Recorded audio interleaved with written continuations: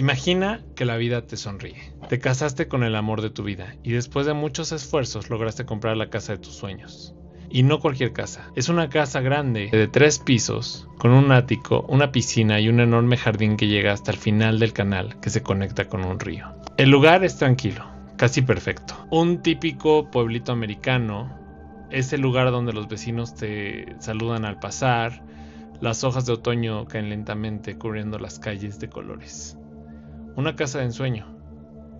Y esa casa estaba en el número 112 de Ocean Avenue, en un pequeño pueblo de Long Island, cuyo nombre significa, irónicamente, pueblo amistoso.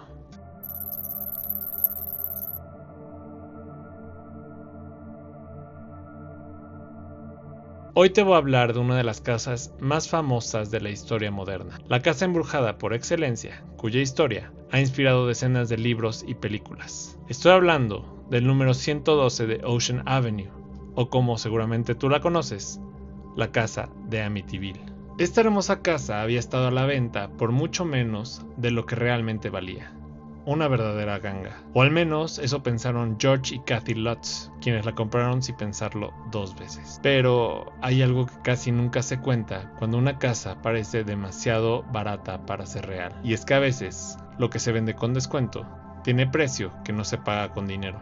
Ese sueño americano, esa nueva vida que parecía empezar, en realidad estaba construida sobre una pesadilla. Y para entender lo que ocurrió en esa casa, tenemos que volver un poco en el tiempo, a finales de 1974, un año antes de que los Lutz cruzaran por primera vez la puerta del 112 de Ocean Avenue. Fue entonces cuando todo comenzó. En esa misma casa vivía la familia DeFeo, Ronald, Louise y sus 5 hijos. Desde fuera, eran el ejemplo perfecto de la clase media alta americana. Tenían dinero, estabilidad y una casa que muchos envidiaban. Incluso la habían bautizado con un nombre singular, High Hopes. Pero tras esas paredes, lo que había era todo menos esperanza. Ronald DeFeo padre era el típico patriarca de los años 70, controlador, temperamental y violento. Sus gritos podían escucharse en toda la casa, y los estallidos de ira eran frecuentes. Louise, su esposa, era todo lo contrario.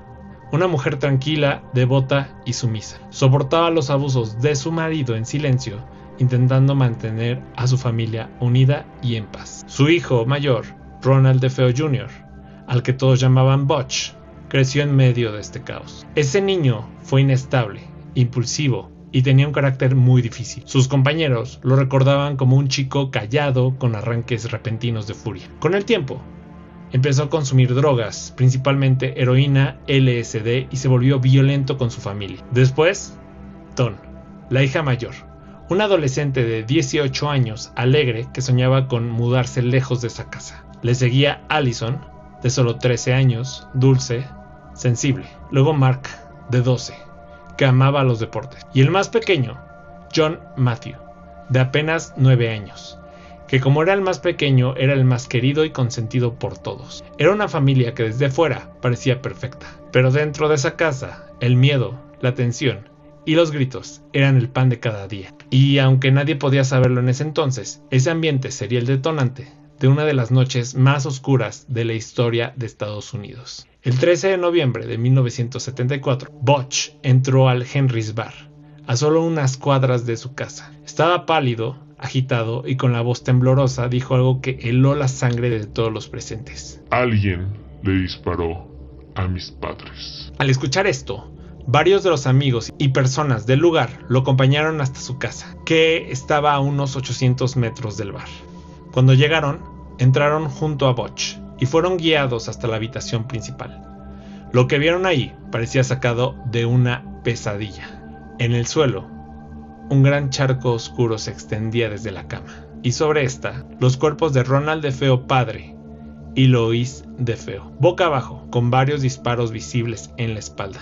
El horror fue tal que los hombres salieron corriendo y llamaron a la policía. A eso de las 6:30 de la tarde, los oficiales llegaron al 112 de Ocean Avenue, sin imaginar que lo que estaban por descubrir sería uno de los crímenes más aterradores de la historia moderna. No tardaron mucho en encontrar al resto de la familia DeFeo. 4 de los 5 hermanos, Mark, John, Allison y Don, habían corrido la misma suerte que sus padres. Todos estaban en sus camas, boca abajo, sin señales de lucha. Como si el tiempo se hubiera detenido mientras dormían. La investigación reveló que habían sido atacados con un rifle calibre 35, un arma grande y sobre todo muy ruidosa, pero había algo imposible de explicar. Ningún vecino escuchó los disparos y dentro de la casa nadie pareció despertar. Nadie sabía qué había sucedido, no había señales de entrada forzada y nada indicaba un robo o una pelea. Y de pronto, todas las miradas se centraron en el único sobreviviente, Butch DeFeo. Al ser interrogado, Butch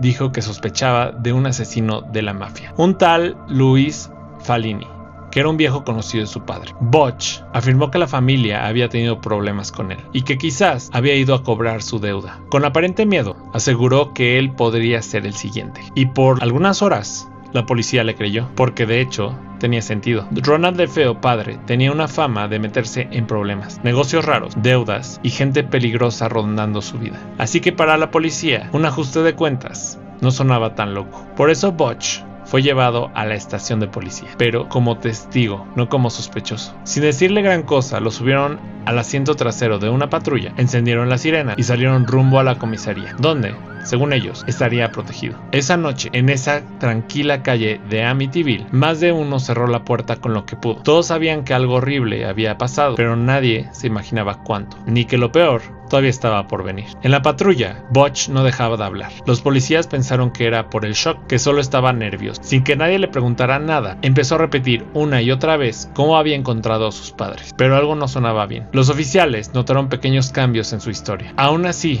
lo dejaron descansar un momento y luego le pidieron que escribiera su declaración para saber qué era lo que había pasado. Butch llenó varias hojas sin parar, casi desesperado por seguir hablando, y cuando lo interrogaron de nuevo, cambió su versión, una y otra vez. Con el paso del tiempo, ya no parecía un testigo asustado, sino alguien demasiado tranquilo, hasta aburrido. Y cuando el detective mencionó el seguro de vida de sus padres, Butch preguntó, como si nada, cuánto tardaban en pagar en casos de asesinato. Ahí todo empezó a oler mal, y poco a poco lo dejaron de ver como una víctima. Las preguntas crecían, la prensa quería respuestas, y pronto las iban a obtener. Esa misma noche, mientras los detectives revisaban la casa, encontraron casquillos del rifle calibre 35 en la habitación de Butch, y en su closet, escondida entre la ropa, una caja vacía de municiones del mismo tipo que se usó en los asesinatos. Después de varias horas de interrogarlo y tras caer en varias mentiras, Butch DeFeo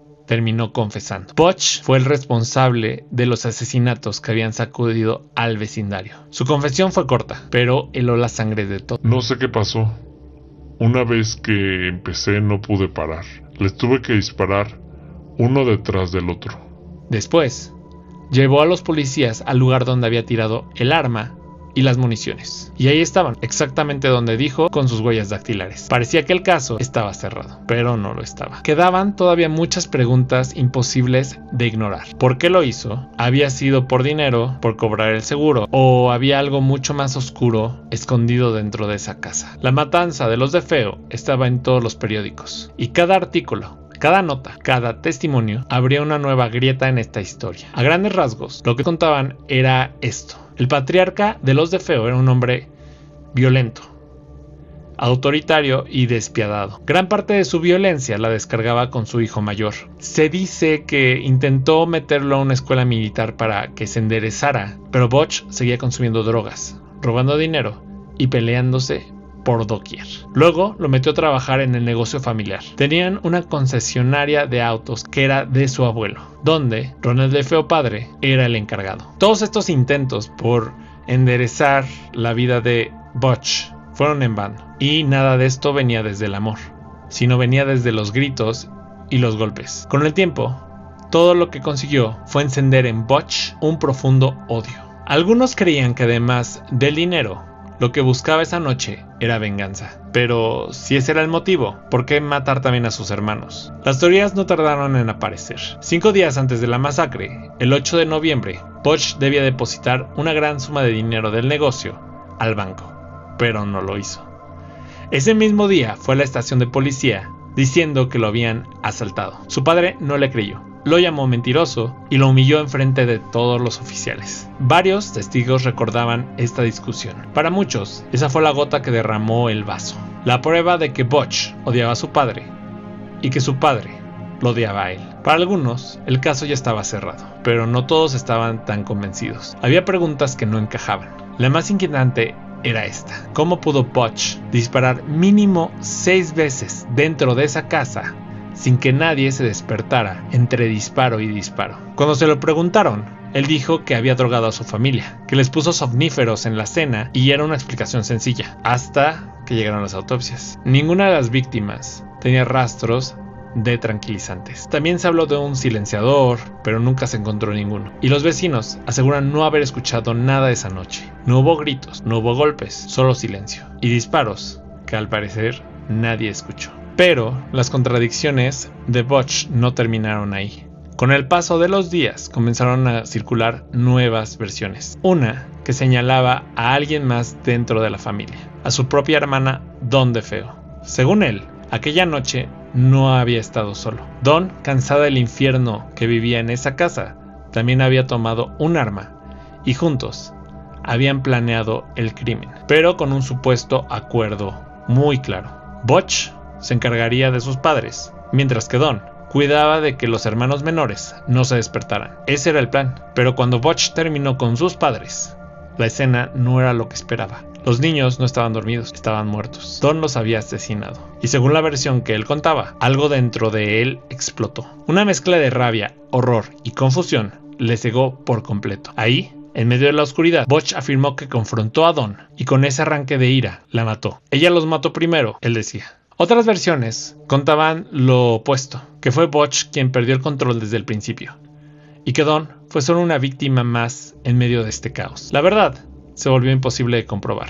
La única persona que podía confirmar lo que realmente ocurrió era Dawn, y yacía muerta en la cama con un disparo en la cabeza. Las versiones seguían cambiando. Durante los interrogatorios, Butch insistía que no había estado solo. Decía que algo o alguien dentro de la casa lo había controlado. Aseguraba escuchar una voz masculina y grave, ordenándole disparar.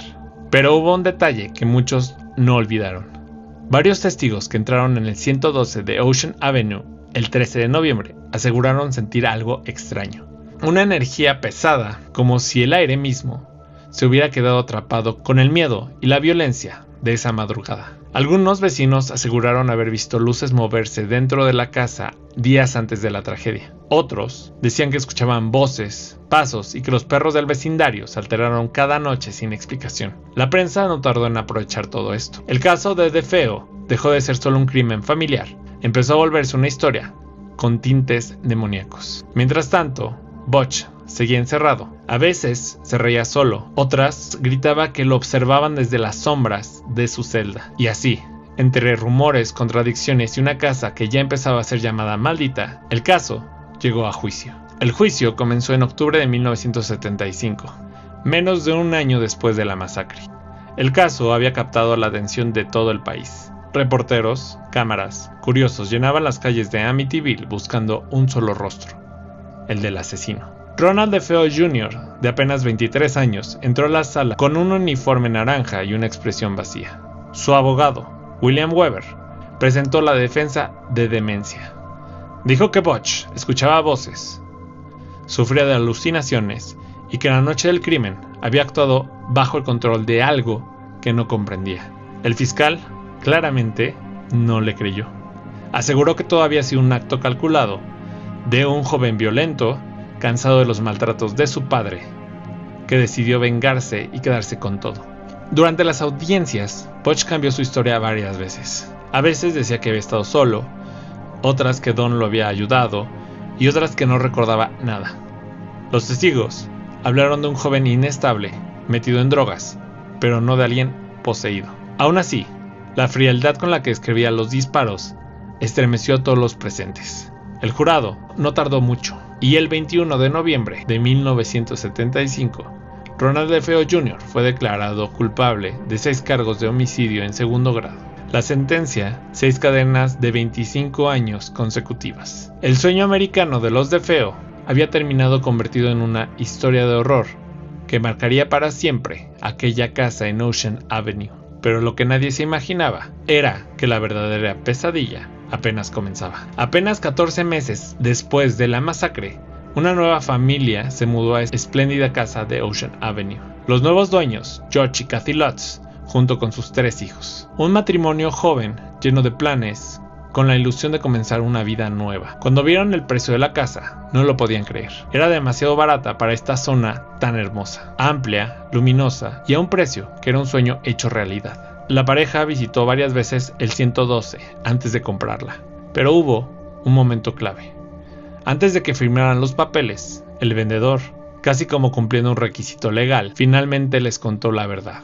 Esa era la casa donde los DeFeo habían sido asesinados. George y Kathy se quedaron en silencio. No era un detalle menor, lo hablaron, incluso consideraron retirarse del trato. Pero la casa era perfecta, el precio irresistible, y sentían que podían construir ahí una nueva vida. También tomaron otra decisión que sería juzgada más adelante y que, en mi opinión, es algo muy extraño. Compraron algunos de los muebles por $400, entre ellos varias de las camas, las mismas camas donde se encontraron los cuerpos de los DeFeo. Una elección que con el tiempo terminaría pesando mucho más de lo que se imaginaron. Era su nueva casa, su nuevo comienzo, pero lo que no sabían era que al cruzar esa puerta también estaban entrando a una historia que jamás podrían dejar atrás. Para algunos, los Lutz fueron víctimas. Para otros, farsantes que aprovecharon el horror para hacerse famosos. Lo único seguro es esto: los Lutz solo vivieron 28 días en esa casa. 28 días que bastaron para cambiar el concepto moderno de la casa embrujada. 28 días que inspiraron a uno de los libros más aterradores de la historia, que se adaptó al cine, que ha tenido más de 40 spin-offs o remakes. Y así, casi sin darnos cuenta, nuestra historia regresa al principio. Aquella casa tranquila, en un vecindario perfecto, donde algo invisible sigue despertando cada noche. Al enterarse de lo que había ocurrido en esa casa, una amiga de los Lutz les recomendó bendecirla. Así que llamaron a un sacerdote. Y George solo conocía a uno, el padre Ralph Pecoraro. El padre aceptó y acudió para hacer la limpieza. Contó que mientras rociaba agua bendita en la habitación que perteneció a los niños DeFeo, algo en la casa reaccionó, como si lo estuviera provocando. Sintió una bofetada en el rostro y una voz grave, profunda, retumbó entre las paredes. Un rugido que solo le dijo una cosa: lárgate. El cura tembló, se retiró deprisa. Angustiado todavía, les preguntó a los Lutz que qué iban a hacer en esa habitación. Y Kathy le contestó que iba a ser un cuarto de costura. Tranquilo, con esa respuesta, el sacerdote se retiró. Tiempo después, el padre enfermó y ya fue incapaz de volver a la casa del 112 de Ocean Avenue. Durante los años siguientes, el padre Ralph dio declaraciones contradictorias. En ocasiones decía que jamás había puesto pie en aquella casa, que todo había sido una exageración. Pero hay entrevistas donde con la mirada perdida describe lo que sintió dentro de esas 4 paredes. Mientras los Lutz intentaron adaptarse y comenzaron los primeros arreglos de la casa, las experiencias paranormales comenzaron. La mudanza se sintió rara desde un principio, aunque estaban contentos con el comienzo de una vida nueva ahí. También sintieron algo incómodo, como si el ambiente estuviera pesado. Los niños corrían por la casa emocionados, subían y bajaban las escaleras mientras se peleaban por el cuarto más grande, mientras que Kathy y George comenzaban a organizar en sus mentes su casa de ensueño. Imaginaban las navidades, los cumpleaños, partidos de fútbol con los amigos, con los vecinos. Imaginaban todas esas fiestas que disfrutarían en su nuevo hogar. Pero nada de eso pasaría. Esa misma noche comenzó lo extraño. Con la caída del sol, la casa se puso fría, mucho más de lo normal. Luego empezaron los ruidos, golpes detrás de las paredes, crujidos, pasos y sonidos que no pudieron identificar. Lo justificaron con que era una casa vieja, pero cada vez eran más extraños. El perro también estaba nervioso, evitaba ciertas habitaciones y esto solo lo intentaron ignorar.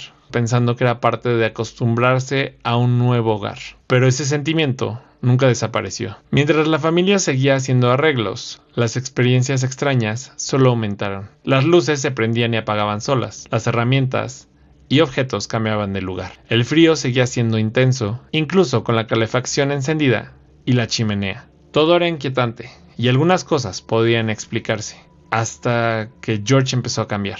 Menos de una semana después de mudarse, George comenzó a sentirse extraño. No comía, no dormía, y vivía con un dolor de cabeza constante. Tenía pensamientos oscuros que no podía controlar.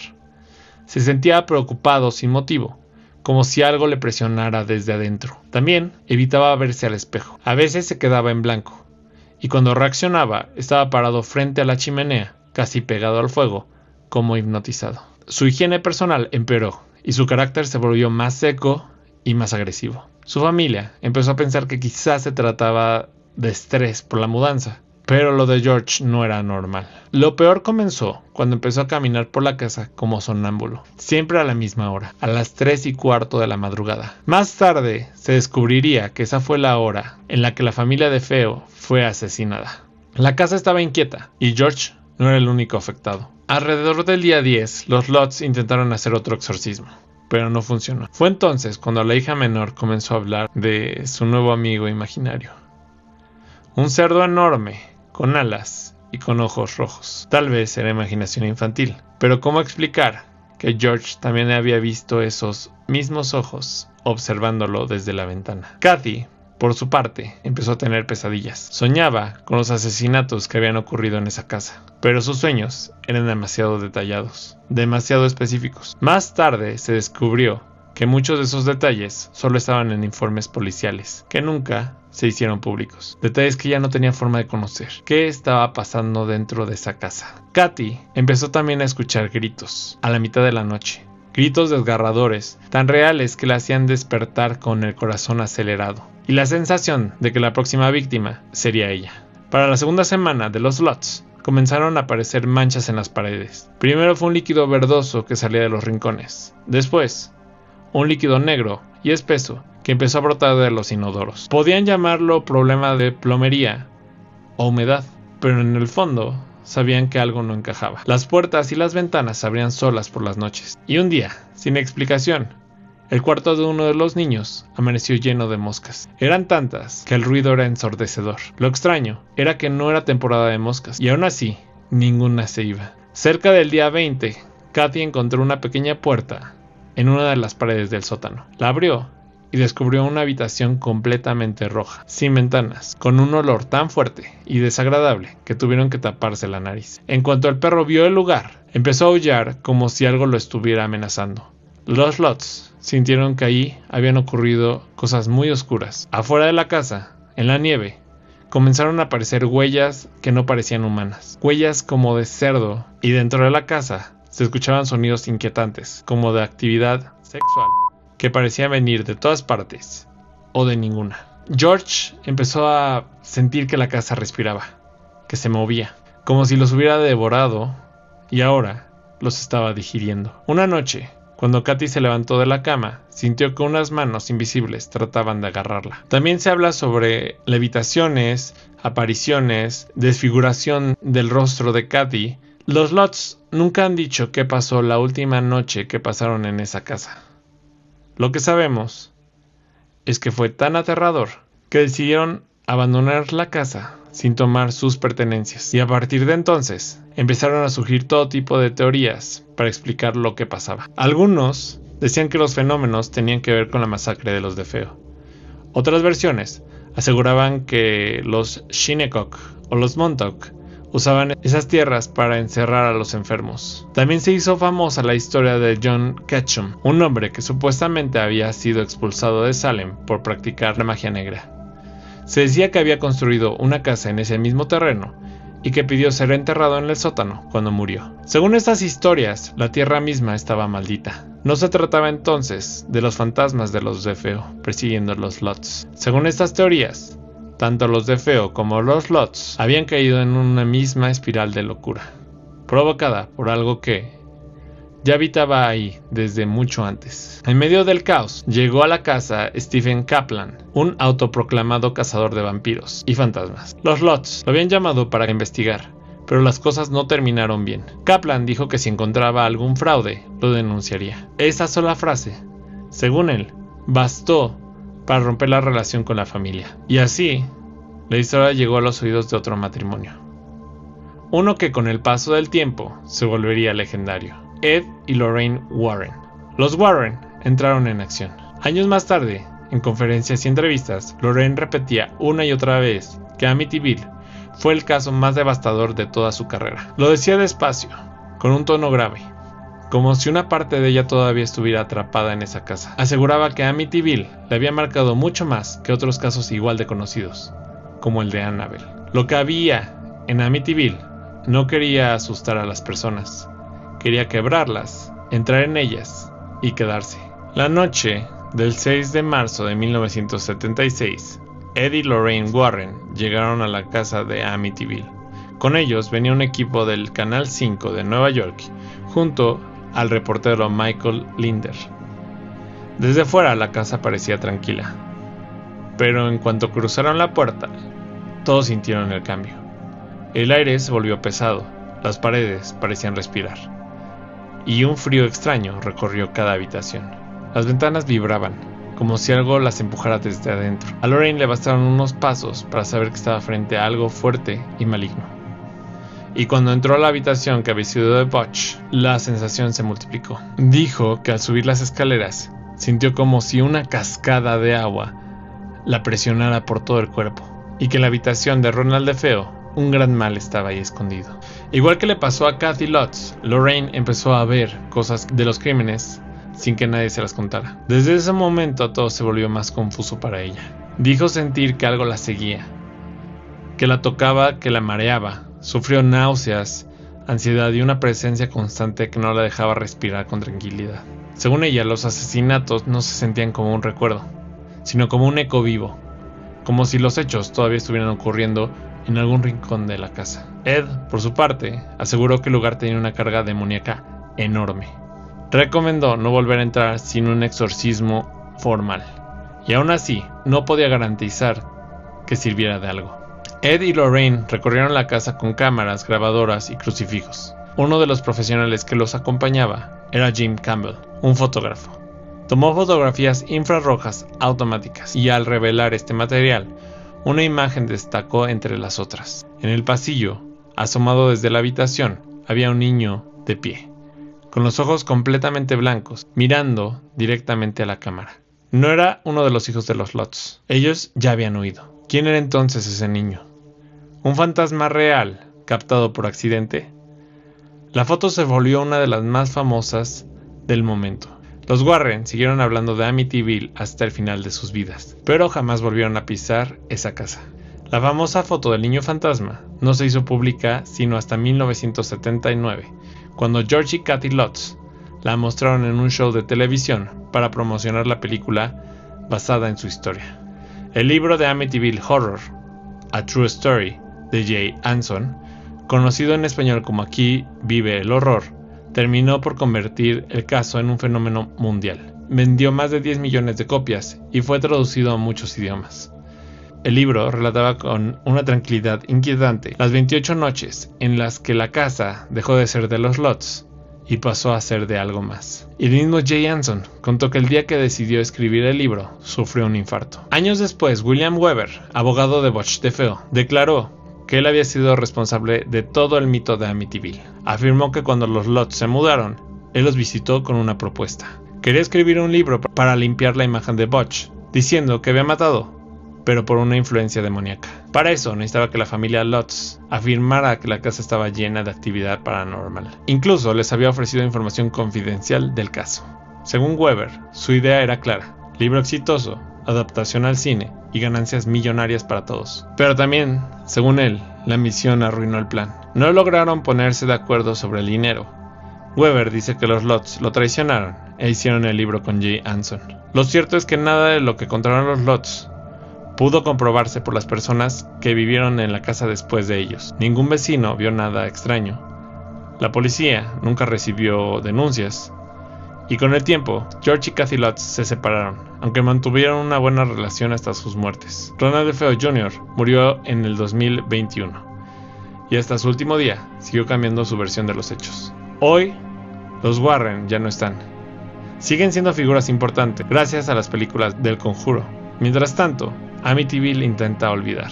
La casa cambió de número, cambió de color, cambiaron las ventanas y las puertas, pero aún así sigue atrayendo curiosos que se paran frente a ella esperando ver algo moverse detrás de las ventanas. Y algunos dicen que cuando te quedas observando demasiado, la casa parece respirar. Gracias por acompañarme en este recorrido por uno de los casos más famosos del mundo paranormal.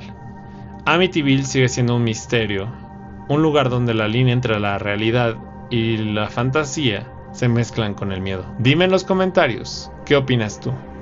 ¿Fue todo un fraude cuidadosamente planeado o realmente hay algo oscuro que habita esa casa? Si te gustó este video, no olvides darle like, suscribirte y compartirlo con quien creas que se atreva a pasar una noche ahí. Nos vemos en el próximo video y recuerda, no apagues la luz, cierra bien la puerta y no mires atrás.